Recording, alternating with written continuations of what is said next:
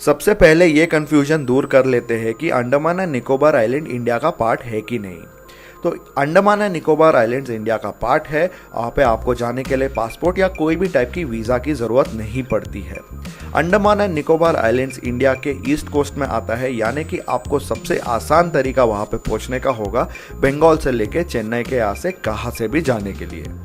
अंडमान जाने का best time of the year तो होता है अक्टूबर से लेके मई महीना, जहाँ बारिश नहीं होती है। मॉनसून सीजन आपको जून से अक्टूबर रहता है, तो मैं वो टाइम पे आपको जाने अवॉइड करने बोलूँगा, क्योंकि वहाँ पे आपको ज़्यादा कुछ करने या देखने नहीं मिलेगा। अंडमान एंड निकोबार पहुँचने के लिए केवल आपको दो ही तरीके हैं, एक बाय एयर और दूसरा है बाय शिप। तो सबसे पहले बात करते हैं कि आप बाय एयर कैसे जा सकते हैं, जो सबसे कन्वीनियंट तरीका है वहाँ पहुँचने का। अंडमान में आपको जब पहुंचेंगे तो वहाँ की कैपिटल पोर्ट ब्लेयर में आपको वहाँ की सबसे बड़ी और ओनली एयरपोर्ट मिलेगी, जिसका नाम है वीर सावरकर एयरपोर्ट। यहाँ से आपको बहुत सारे जगह फ़्लाइट आती है, मेनली चेन्नई, कोलकाता, न्यू दिल्ली और बेंगलोर से मेनली फ़्लाइट्स यहाँ पर आती है। एयर इंडिया, गो, इंडिगो, विस्तारा, स्पाइस जेट, ये सारे रेगुलर फ़्लाइट्स ऑपरेट करती है from these places two port Blair. आपको इसके अलावा अगर बाय शिप जाना है तो वहाँ पे आपको याद रखना पड़ेगा कि केवल चेन्नई, कोलकाता और विशाखापट्टनम से ही शिप सेल होती है, तो आपको उसकी फ्रीक्वेंसी भी ज़्यादा मिलेगी नहीं। महीने में आपको 3 से 4 शिप्स ही जाते हैं और वो कोलकाता, चेन्नई से पोर्ट ब्लेयर ज़्यादा जाते हैं। इसके अलावा आपको ये जानने में थोड़ा शॉकिंग लगेगा कि अगर बाय शिप आप जा रहे हो तो आपको 50 से 60 घंटे लग सकते हैं अच्छे वेदर में अंडमान पहुँचने के लिए इन पोर्ट ब्लेयर। तो अंडमान एंड निकोबार जाने के लिए आपको आपकी बजटिंग करनी पड़ेगी। तो अभी बजट के बारे में थोड़ा डिस्कस करते हैं।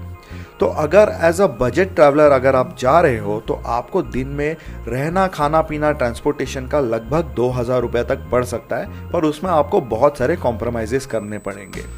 अगर आप एक मिड रेंज ट्रैवलर हो और थोड़े बहुत आप होटल्स पे खर्चा कर सकते हो और ट्रांसपोर्टेशन बेटर अफोर्ड कर सकते हो, तो आपको 3 से 6 हज़ार रुपये के बीच में बहुत बढ़िया ऑप्शंस मिल जाते हैं पर डे का with in budget with stay.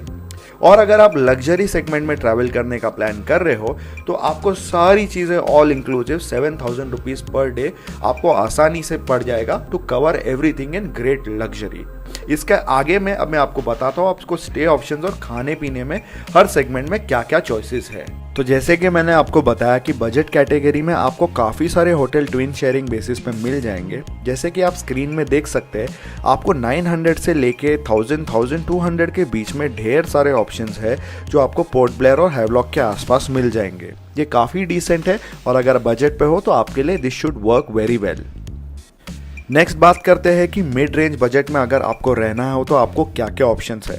तो वंस अगेन जैसे आप देख सकते हैं बहुत सारे ये प्रॉपर्टीज़ है, जैसे hotel champagne, blue lagoon resort, Neil island में, कोकोन हट्स एक्सेट्रा एक्सेट्रा। ये सारी चीज़ें में आपको ब्रेकफास्ट इंक्लूडेड है और it start from a range of 2000 rupees all the way to 4000 rupees. तो आप अपने बजट के हिसाब से डिसाइड कर सकते हैं कि आपको कैसे टाइप का प्रॉपर्टी चाहिए। एंड फाइनली बात करते हैं कि लग्जरी सेगमेंट्स में आपको क्या ऑप्शंस है। तो lemon grass, red carpet, D forest etcetera etcetera, ये सारे होटल्स आपको बहुत अच्छे प्राइस पॉइंट में पड़ेंगे स्टार्टिंग फ्रॉम 7000 रुपीज़ ऑनवर्ड्स, जिसमें ब्रेकफास्ट इंक्लूडेड है एंड बहुत सारे इंटरनल एक्टिविटीज़ भी का ऑप्शन आपको दिया जाता है ये सारे प्रॉपर्टीज़ में। तो टूरिस्ट प्लेसेस डिस्कस करने के पहले मैं आपको बता देता हूँ कि आपको अंडमान एंड निकोबार में ढेर सारे आपको एक्टिविटी स्पोर्ट्स करने मिलेंगे और वो बहुत ही अच्छे और बढ़िया प्राइस पॉइंट्स में भी आपको अवेलेबल है। तो आपको कुछ चीज़ों का प्राइस के बारे में एक आइडिया दे देता हूँ तो आपको प्लानिंग करने में भी ईजी पड़ेगी। तो जैसे कि अगर आपको स्कूबा डाइविंग करना है वहाँ पे तो पर पर्सन का 3500 रुपया कॉस्ट है। आपको अंडर वाटर सी वॉक करनी है तो वंस अगेन 3500 रुपया आपको कॉस्ट पड़ेगा। आपको बनाना बोट या जेट स्की राइड करनी है तो 600 रुपया आपको राइड्स का पड़ेगा। आपको एक यूनिक एक्सपीरियंस जो वहाँ का सेमी सबमरीन है वो आपको एक देखना है तो आपको 1800 रुपये पड़ेंगे लगभग पर पर्सन का। और आपको ग्लास बॉटम बोट एंजॉय करनी है राइड तो आपको 750 रुपीज़ पड़ेगी पर पर्सन। अंडमान एंड निकोबार में देखने और एक्सप्लोर करने के लिए ढेर सारी चीज़ें हैं। क्योंकि ये एक आइलैंड है तो आपको यहाँ पे ढेर सारे बीचेस मिलेंगे ऑन ऑल 4 साइड्स। इनफैक्ट आप यहाँ की जब बीचेस पे रहोगे तभी आपको ऐसी फीलिंग आएगी कि आप इंडिया में नहीं कोई बहुत ही एग्जॉटिक फॉरेन लोकेशन में हो, जैसे कि मालदीव्स। तो आपको यहाँ पे देखने के लिए बहुत सारी चीज़ें हैं और उनमें से मेजर बीचेस जो है वो है राधानगर की बीच, जो एक ब्लू फ्लैग बीच है, जो बहुत ही क्लीन और एक वर्ल्ड क्लास फैसिलिटी वाली बीच है। इसके अलावा आप लालजी बे बीच में जा सकते हो लक्ष्मण आइलैंड में, लक्ष्मणपुर बीच में जा सकते हो नील आइलैंड में, और इसके अलावा आप आइलैंड हॉपिंग भी कर सकते हो, जहाँ पे आप जा सकते हो नील आइलैंड में और रॉस आइलैंड में भी। टूरिस्ट प्लेसेस एक मेजर जो वहाँ पे देखने के लिए है वो वहाँ पे सेल्यूलर जेल भी है, वहाँ पे आप जा सकते हो, तो लाइट एंड साउंड शो भी एंजॉय कर सकते हो वहाँ पे।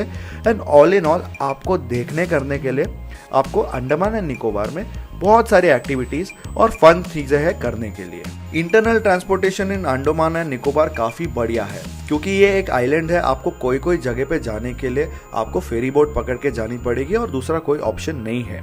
आपको सरकारी ferry as well as private companies की फेरी वहाँ पे मिल जाती है।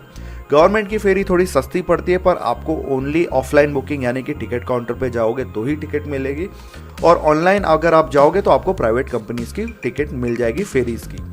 इसके अलावा बाय रोड आपको जाओगे तो आपको वहाँ पे गाड़ी या रिक्शा ढूंढने में प्रॉब्लम्स नहीं होगी, बट बहुत सारे टूरिस्ट वहाँ पे गोवा टाइप का यूज़ करते हैं टू व्हीलर रेंट लेके।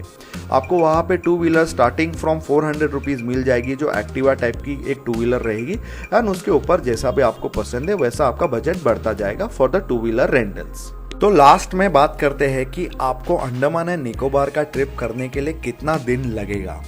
मेरे हिसाब से अगर आप देखोगे तो आप Andaman and Nicobar 4 night 5 days या 5 नाइट 6 डेज में आसानी से कवर कर सकते हो, डिपेंडिंग ऑन आपको क्या टाइप की एक्सप्लोरेशन करनी है और क्या टाइप की एक्टिविटी और बजट लेके जा रहे हो। बजट ट्रैवलर्स अगर रहोगे तो मेरे हिसाब से आपका 3 से 4 दिन में काफ़ी सारा चीज़ कवर हो जाएगा।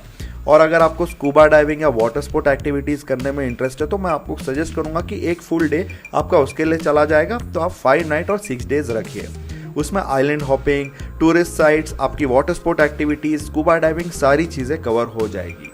और जहाँ तक बजट की बात है वो तो मैंने आपको समझा ही दिया है, तो आप अपने हिसाब से आपका बजट पकड़ के चलिए, तो आप उस हिसाब से पूरा अंडमान एंड निकोबार बहुत ही अच्छी तरह से एक्सप्लोर कर पाओगे। तो that was the video guys. I hope आपको ये वीडियो बहुत पसंद आया होगा तो please do not forget to like this video, comment and share with your friends guys. और अगर अभी तक चैनल के साथ नहीं जुड़े हो तो नीचे दबा दीजिए सब्सक्राइब का बटन और फैमिली के साथ जुड़ जाइए। तभी तक मिलते हैं अगले वीडियो में। स्टे सेफ, ट्रैवलिंग बंदा आउट।